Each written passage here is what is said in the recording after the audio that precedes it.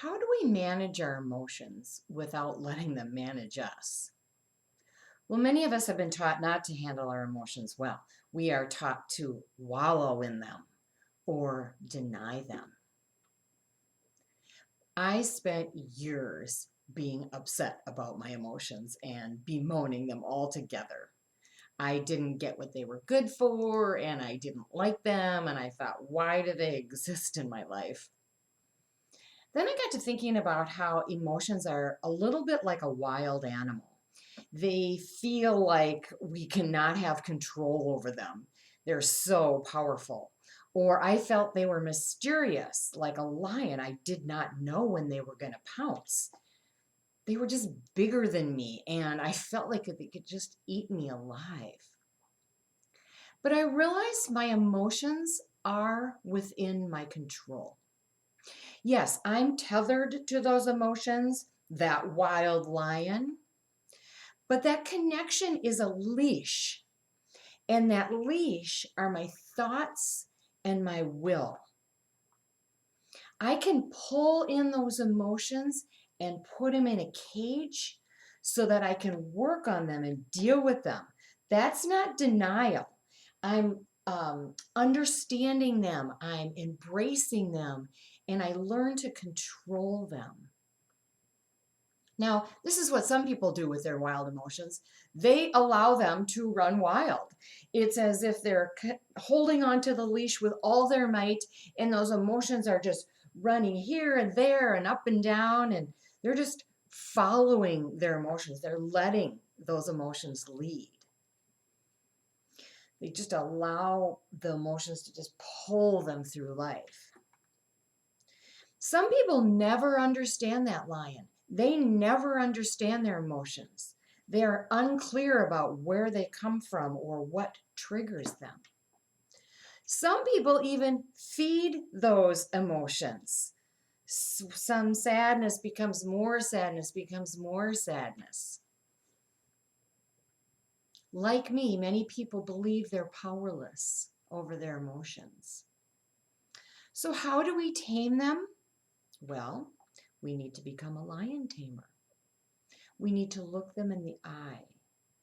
We need to face them, accept them, and then deal with them. So let's say I'm sad. I accept that I'm sad and I say it's okay to be sad right now. And then I deal with the sadness. I realize what it's about, and then I can figure out how to not be sad and how it that sadness doesn't have to direct or run my life. Now, let's say I'm sad because someone died. Like, that would be very legitimate. Yes, very legitimate that I'm sad. And it's okay I'm sad. And then I know why I'm sad, and I face it and accept it and deal with it. Let's say someone did something wrong to me and I get really angry, and it's legitimate. It's anyone would be angry in that case. But I say I'm angry and I accept it and I realize it's mine to control instead of stopping and blaming the anger on the person who did me wrong. And then I can't deal with that. Then I'm waiting for them to change before my emotions change. Now, we need to understand what makes them trigger, like what causes them to become so wild and out of control. And when we figure that out, we might have to get rid of some of the triggers for a while until we can manage those emotions.